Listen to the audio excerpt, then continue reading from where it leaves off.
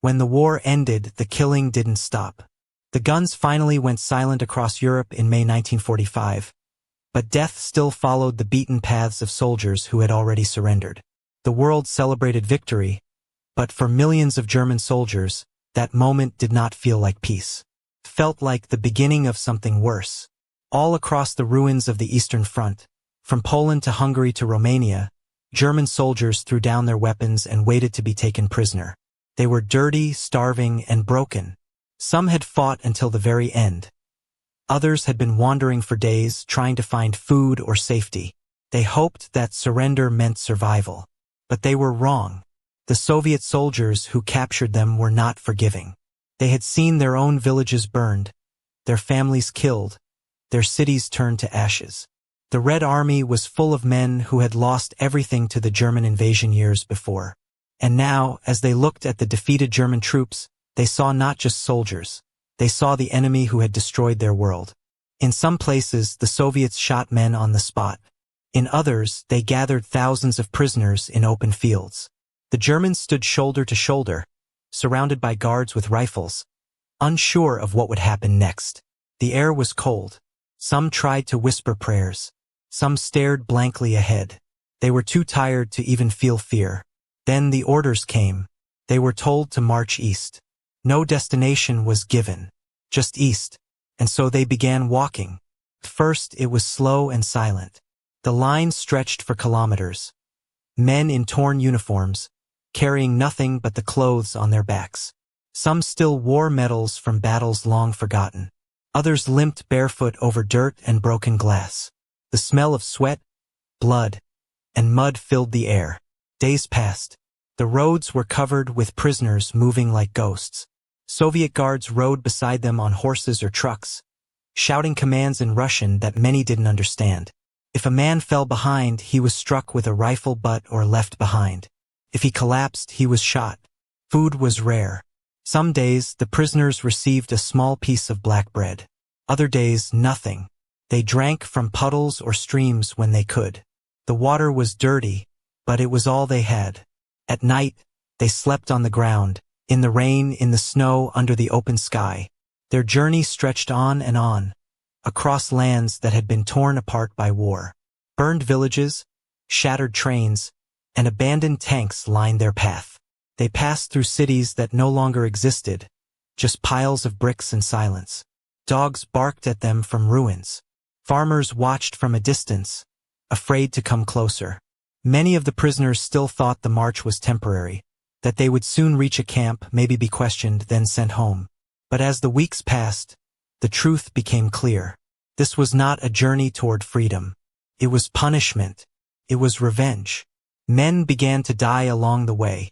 Some from hunger, some from exhaustion, some simply gave up. They would sit down by the road and close their eyes, whispering something no one could hear. Within minutes, they were gone. The guards didn't stop. The line just moved around the bodies and kept walking. By the time they crossed into Russia, the group had already shrunk. The survivors looked like skeletons, thin, dirty, eyes sunken deep. Their uniforms hung loose like rags. Some had frostbite on their fingers and toes, turning their skin black. The stench of death followed them everywhere. They marched during the day and sometimes through the night. The sound of boots hitting the frozen ground became a rhythm, dull and endless. When it rained, mud swallowed their feet. When it snowed, they shivered uncontrollably, their breath forming small clouds that vanished into the cold. No one knew how far they were going. The Soviets just kept them moving east, deeper and deeper into Russia. For many, the word Siberia began to spread like a whisper among them. They had heard stories of frozen forests, endless snow, and camps where no one ever came back. One night, as they rested near a destroyed railway line, a young soldier from Hamburg turned to an older man beside him and asked, "Do you think we'll ever see home again?" The older man didn't answer. He just looked at the stars and shook his head slowly. Every morning, more men were missing. Some had escaped during the night, but most had died in their sleep. The ground around their campfires was littered with bodies. The guards didn't bury them. The march just continued. Winter came early that year. Temperatures dropped below freezing, and snow began to fall heavier each day. The prisoners tried to keep moving to stay warm. Some tore strips of fabric from their clothes to wrap around their hands and feet. Others shared body heat when they stopped to rest. Those who still had strength helped the weaker ones, carrying them for short distances, giving away crumbs of bread. But kindness couldn't save them for long. Hunger doesn't share, takes. By the second month of the march, many men could no longer feel their fingers or toes. Frostbite spread quickly. When the sun rose, some discovered that the person sleeping next to them had frozen to death during the night. The Soviets rarely spoke to the prisoners except to bark orders. To them, these men were war criminals, not victims.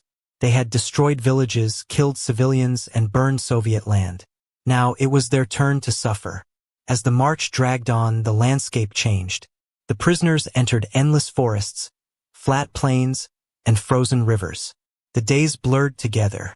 No one kept track of time anymore. When they finally saw trains again, some felt a spark of hope. Maybe this was the end of the march. Maybe they would be sent home.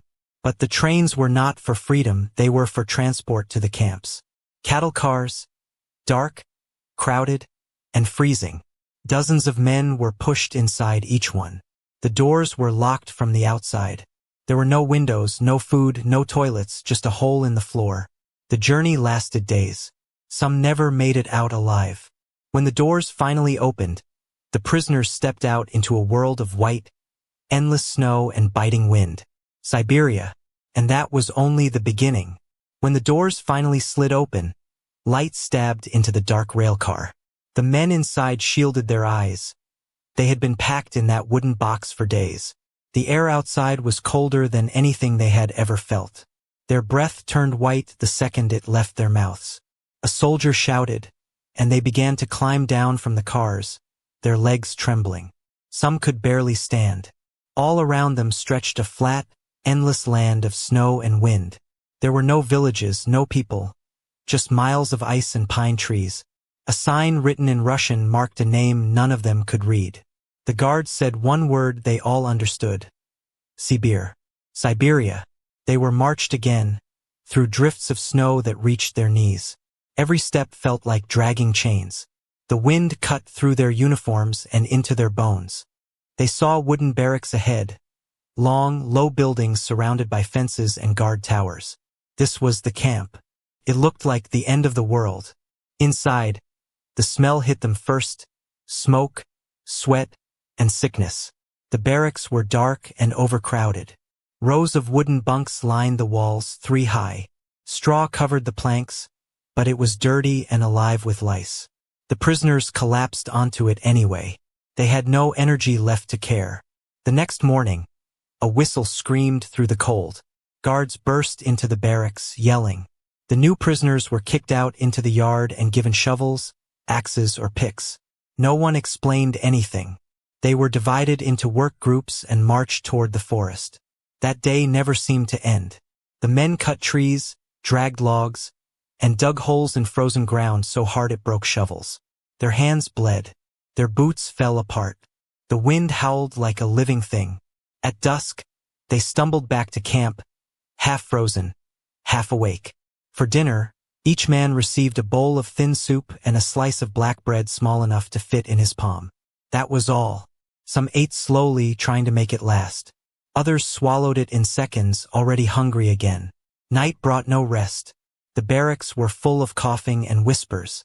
Frost crept across the walls. In the dark, men spoke softly of home, of wives, children, and streets that no longer existed. One man repeated the same phrase each night, as if he could bring it true. "They will send us home soon." Days turned into weeks, weeks into months. The cold never left. In the summer the snow melted, but the work only changed shape. They built roads, hauled stones, dug canals. Clouds of mosquitoes replaced the frost, biting through their torn clothes. Some men's bodies swelled from hunger. Others shrank to skeletons. Disease spread quickly: typhus, dysentery, pneumonia. There were no doctors, no medicine. The dead were carried out each morning, their names scratched onto scraps of wood that were soon lost beneath more snow. The guards were strict but mostly silent. Some were cruel. Others looked away when prisoners stole extra bread. Once, a guard tossed a cigarette to a prisoner shivering in the corner. The man wept as he smoked it. Kindness in this place felt unreal. Every few weeks new groups arrived, more Germans, Romanians, Hungarians, anyone the Soviets called enemies. Each group looked worse than the last. The old prisoners watched them step through the gates with blank eyes, knowing exactly what awaited them. Some men tried to escape. They waited for the guards to turn away, then slipped into the forest. But Siberia was endless. There was no food, no shelter, and nowhere to go. Days later, their frozen bodies were found and dragged back. After that, no one tried again. The work never stopped. Summer, autumn, winter, always the same. The prisoners aged quickly. Young men in their 20s began to look like old men. Beards grew wild, hair fell out, skin cracked from cold. A few kept journals on scraps of paper, hiding them under floorboards. They wrote not to be remembered, but to stay sane. At night, when the guards were gone, they whispered small bits of hope. Rumors spread that the Allies had asked the Soviets to send the POWs home. Others said Stalin wanted them all to die here. No one knew the truth. Time moved strangely. The days blended together until even the year was uncertain. Some men made small friendships that became their lifeline. They shared the little food they had, talked each other through fever, carried each other to work when one was too weak to walk. A few made music from scraps of metal and wire, humming songs from home. In the middle of all the misery, those quiet sounds felt like rebellion, proof that they were still human. The winters were the worst. The temperature dropped below 40 degrees. The wind turned the snow into knives. The river froze solid, and the prisoners hacked at the ice to get water. Sometimes they burned furniture just to stay warm. The smoke filled the barracks and made their eyes sting, but at least it kept them alive. When spring finally came, the ground turned to mud. The camp smelled of rot. The men dug new graves almost every day. By then, they no longer felt much when someone died. It had become part of the routine. They just bowed their heads for a moment, then went back to work. Years passed like that. Some prisoners counted winters to keep track of time. The 5th winter came and went. Then the 6th. They had arrived as soldiers, but now they were workers, survivors, ghosts of the war. The thought of Germany felt distant, almost unreal. One day, an old officer from the Wehrmacht found a small piece of metal in the dirt, a button stamped with an eagle. He cleaned it with his thumb and stared at it for a long time. It reminded him of who he had once been. Then he dropped it back into the mud and walked away. By 1949, letters from home began to arrive for some of them. They came through the Red Cross, short messages censored and fragile. "We are alive," one read. "Your son is 6 now." The men passed those letters around like treasures, memorizing every word. Hope, once a faint whisper, began to grow again. Still, most were not allowed to leave. Stalin's orders were clear. Germany had destroyed too much, and it owed blood for blood. The prisoners were to rebuild what had been broken, one road, one bridge, one forest at a time. And so they kept working. Time became meaningless. The men no longer counted days, months, or years. They counted work shifts, meals, and the number of steps between the barracks and the forest. Each day was a repetition of the one before. March, chop, dig, carry, collapse, eat, sleep. Their bodies grew hard, their skin tanned from frost and sun, their hands cracked and bleeding, their backs permanently bent. Some men died quietly at night, and others were sent away in carts with bodies that had frozen solid. The living barely noticed after a while. Death was everywhere, but it had become another part of the landscape, like the endless snow or the frozen trees. There was no anger, no grief, only survival. Yet survival was a constant struggle. Hunger gnawed at them every hour. Even when they received their thin soup, their stomachs had grown accustomed to emptiness. A scrap of bread was a treasure. A stolen potato could spark arguments. Some men grew so weak that they could barely lift the axe, and others fell into the mud and snow on the path to work. Those who collapsed often did not rise again. The guards barely looked at them. They were considered useless once they could not work. Letters from home became rare miracles. A single letter carried more weight than a loaf of bread. Men would sit in silence, reading the words over and over, whispering the names of family members as if repeating them would make them real. Many wrote secret letters back, folding scraps of paper to hide them beneath the straw of the bunks. Some never reached home. Some were returned years later. Small acts of kindness became lifelines. Men shared the few clothes they had, warmed each other at night, or split their small rations. Some taught each other songs or prayers from memory. At night, the barracks sometimes echoed with whispers of old German folk songs, hummed softly as if calling home. These sounds were fragile threads holding their minds together, reminders that life existed beyond the barbed wire. The cold winters returned, harsh as ever, gnawing at their hands, their feet, their faces. Frostbite claimed fingers, toes, ears, and noses.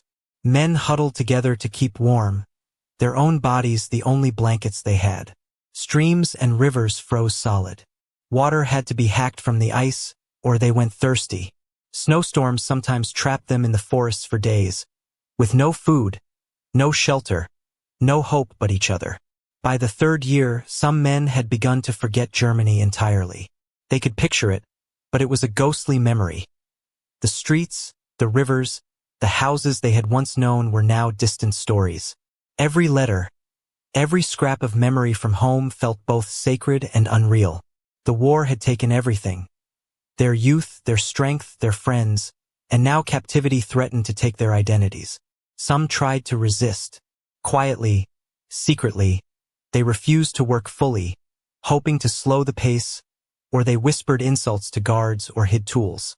Those who were caught were punished severely, beaten, starved, sometimes locked in dark cells for days.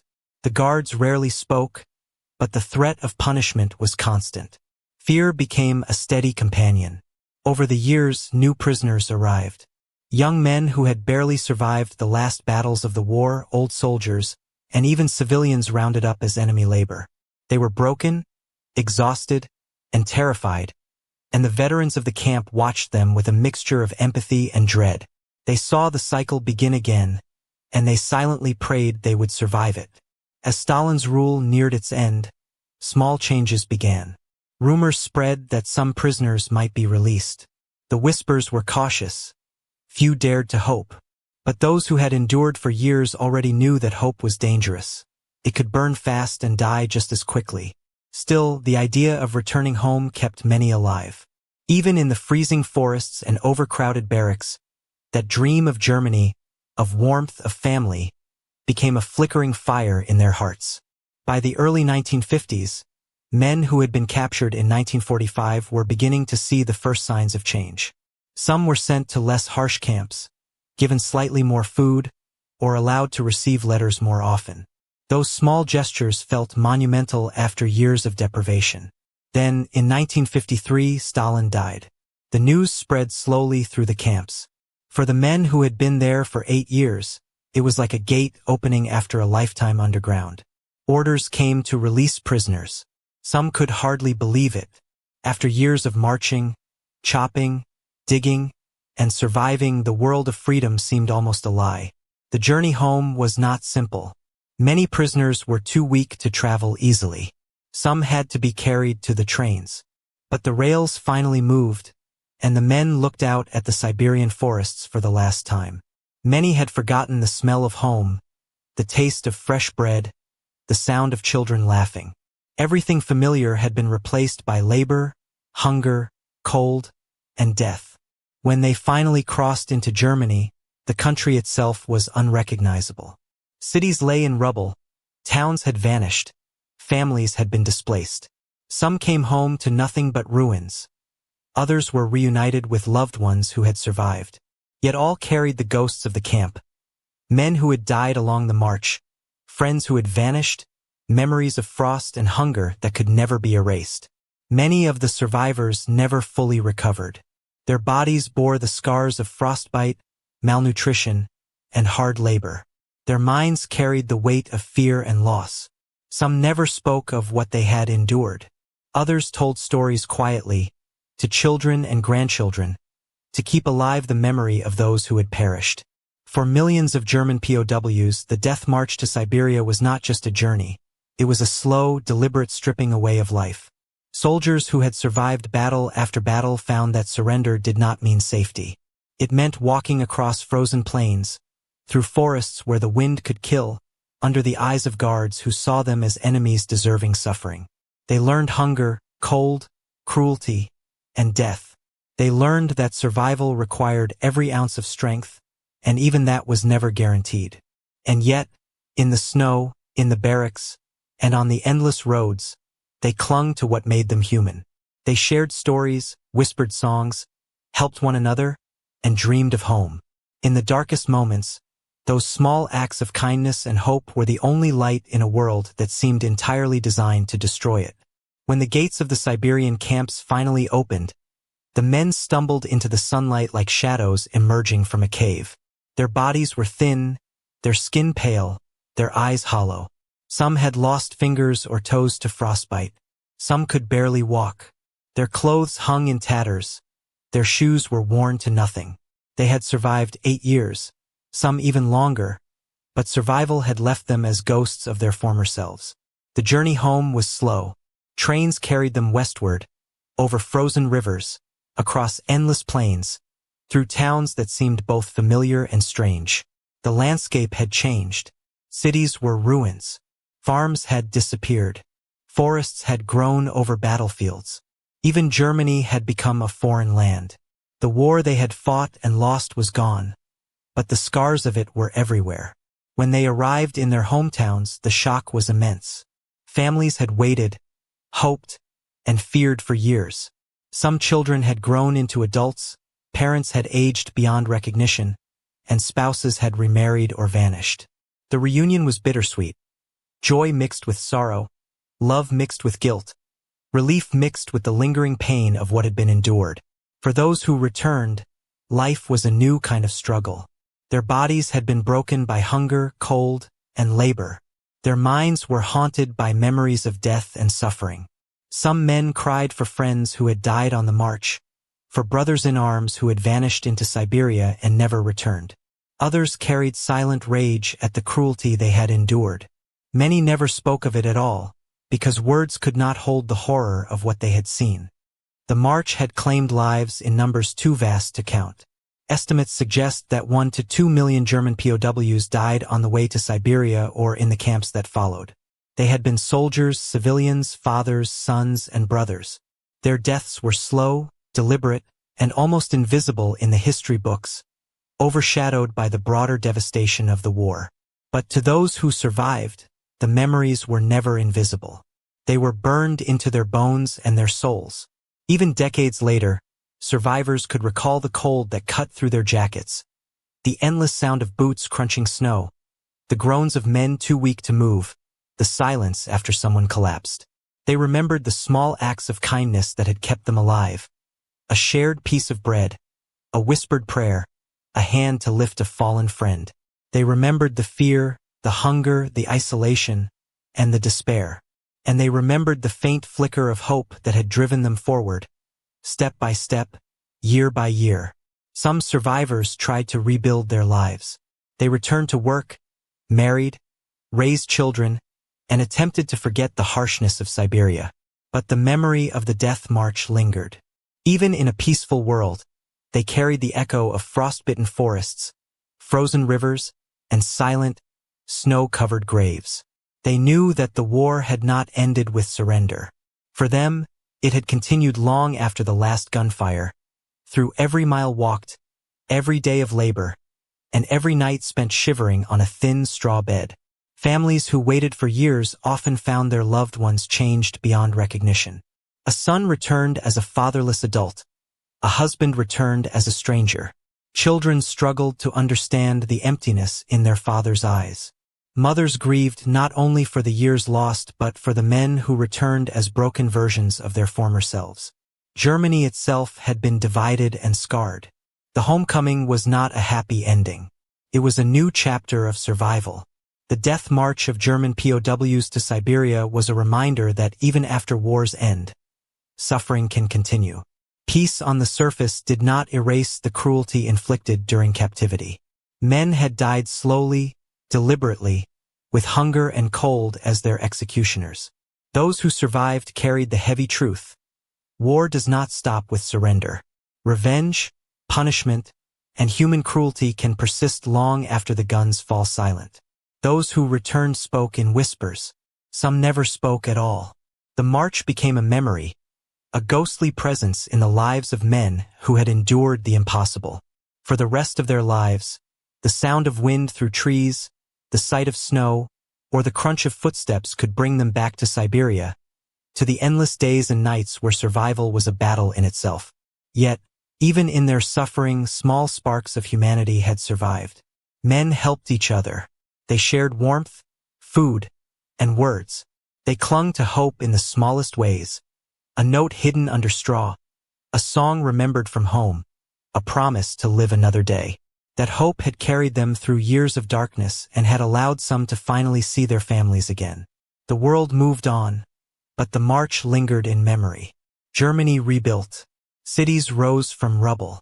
Children grew up without knowing the forests of Siberia. History books mentioned the war and its battles, but the death march remained largely invisible, overshadowed by the enormity of the conflict. Yet for those who had walked that road, it was unforgettable. Every frozen step, every stolen scrap of food, every life lost along the way had left an indelible mark. The story of the march was not just a story of suffering. It was a story of endurance, of what humans could survive even when all hope seemed lost. It was a story of the limits of cruelty, but also of the fragile sparks of compassion that could endure even in the darkest places. Men who had survived Siberia carried both the horror and the humanity with them, knowing that they had faced the end of the world and walked through it. Even decades later, when they told their children or grandchildren, the memory was clear.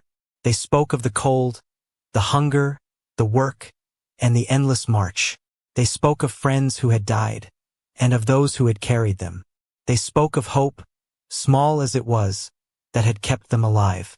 And they spoke of a truth that the world had mostly forgotten. Surrender does not always mean safety, and the end of a war is not always the end of suffering. The survivors returned to a world that had moved on, but the shadow of Siberia remained.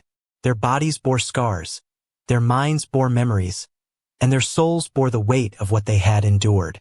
The death march of German POWs to Siberia was a chapter of history that was often overlooked, but for those who lived it, it was as vivid and brutal as the day it began. They had walked thousands of kilometers, through snow and mud, through forests and frozen rivers. They had seen men collapse and die beside them. They had endured hunger, cold, cruelty, and fear beyond anything imaginable. They had survived against odds that would have broken most. And when they finally returned home, they carried with them a story of human endurance, sorrow, and the haunting reminder that even after the war ends, the cost of conflict can linger for years, for decades, for a lifetime. The march ended, but the memory never did. It was in the way they walked, in the way they held their children, in the quiet moments when the wind cut through the trees. It was in the stories they whispered to each other, and in the silent acknowledgement of those who had not returned. It was a testimony to the cruelty that humans could inflict, and the resilience that humans could summon. That was the death march of German POWs to Siberia, a journey of suffering that stretched far beyond the battlefield, a lesson in endurance, and a reminder that even when the world claims victory, the shadows of war can last far longer than anyone might expect.